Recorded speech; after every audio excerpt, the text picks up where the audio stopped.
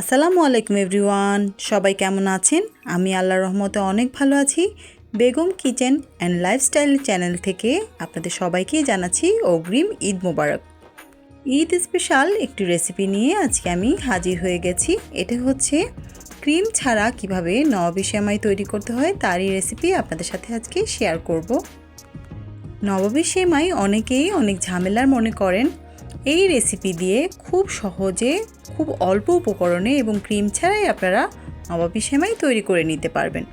তো চলুন নবাবী সেমাই তৈরি করে নিয়েছি 2 কাপ লাচ্ছা সেমাই, নিয়েছি কিশমিশ এবং কাজু বাদাম, আপনারা অন্য বাদামও ইউজ করতে পারেন। নিয়েছি কর্নফ্লাওয়ার, এখানে 3 টেবিল চামচের মতন কর্নফ্লাওয়ার নিয়েছি হাফ কাপ চিনি, নিয়েছি 3 টেবিল চামচ গুঁড়ো দুধ, আর মোস্ট ইম্পর্ট্যান্টলি লাগছে ঘি। আমি এখানে 2 চামচের মতন ঘি একটা পাত্রে দিয়ে নিয়েছি। আমি এই পর্যায়ে চুলার আঁচটা একদম কমিয়ে রাখবো। তো এখন আমি 2 চামচের মতন ঘি দিয়ে এখানে কাজু বাদাম এবং কিশমিশগুলো একটু ভেজে নেব। খুবই লো আঁচে কাজু বাদাম এবং কিশমিশগুলো আমি একটু ভেজে নিচ্ছি। আপনারা এখানে চাইলে অন্যান্য ড্রাই ফ্রুটগুলো ইউজ করতে পারেন। তো আমি এগুলোকে মৃদু আঁচে একটু সময় নিয়ে অনেকক্ষণ ধরে মচমচে করে ভেজে নিচ্ছি। কাজু বাদাম ও কিশমিশটা ভাজা হয়ে গেলে আমি অন্য একটি পাত্রে তুলে নেব এবং এই পাত্রেই আমি আমার লাচ্ছা সেমাইগুলোকে একটু ভেজে নেব মচমচে করে। তো আমি বাদাম এবং কিশমিশটা তুলে নেওয়ার পর যে ঘিটা ছিল তাতেই আমি আমার লাচ্ছা সেমাইগুলোকে মচমচে করে অনেকটা সময় ধরে আমি নেড়ে নেড়ে ভেজে নিচ্ছি।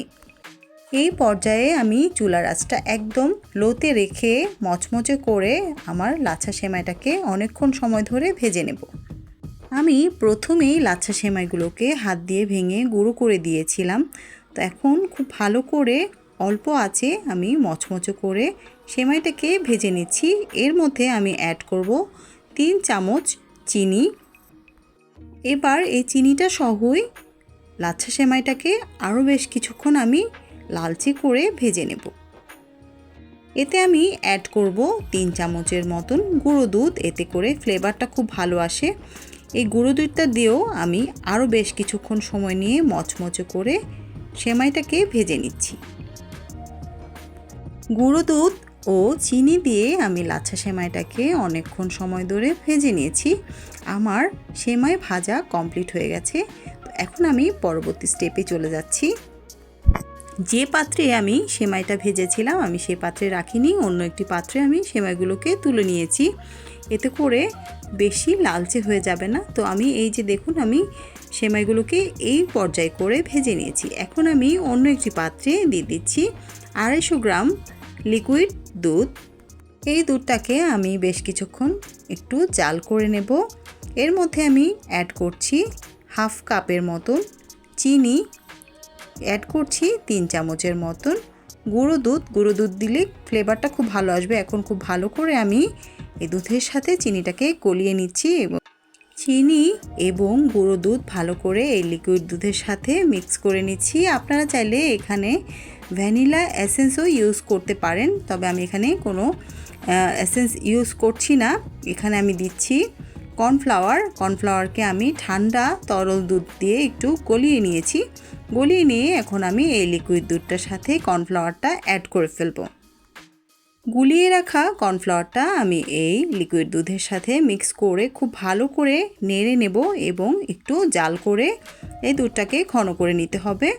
এটা 2 থেকে 3 মিনিট ঘন করে নিলেই এটা একটা ক্রিমের আকারে চলে আসবে। এখন আমি দুধটাকে খুব ভালো করে জাল করে একটা ক্রিম তৈরি করে নিচ্ছি। এভাবেই আপনারা অল্প কিছু উপকরণ দিয়ে খুব সহজেই বাসায় ক্রিম তৈরি করে নবাবী সেমাই তৈরি করতে পারেন। এখন আমি আমার সেমাইটাকে সেট করব। তা আমি এভাবে একটা বাটি নিয়ে এভাবে প্রথম স্তরে দিয়ে দিচ্ছি কিছুটা ভেজে রাখা লাচ্ছা সেমাই। এই সেমাইটা দেওয়ার পর আমি উপর থেকে যে ক্রিমটা তৈরি করে নিয়েছি একটু ভারী আকারে এই ক্রিমটা উপর থেকে ছড়িয়ে দেব। আপনারা চাইলে সেমাইয়ের ওপর ক্রিম দিয়ে এভাবে আরেকটা লেয়ারে বাদাম এবং কিশমিশ ইউজ করতে পারেন। আমি ক্রিমটা দিয়ে আবার আরেকটা লেয়ারে আমি লাচ্ছা সেমাই দিয়ে দিচ্ছি। এটাকে একটু চেপে চেপে দিতে হবে, তাহলে এটা খুব ভালো করে সেট হবে। লাচ্ছা সেমাইয়ের আরেকটা স্তর দেওয়ার পর আমি আবার আরেকটা ক্রিমের স্তর দিয়ে দিচ্ছি। এভাবে 2-3 স্তরে ক্রিম এবং লাচ্ছা সেমাই দিলে আপনার নবাবী সেমাইটা খেতে অনেক বেশি টেস্টি লাগবে এবং ক্রিমের মাত্রাটা অনেক বেশি থাকবে।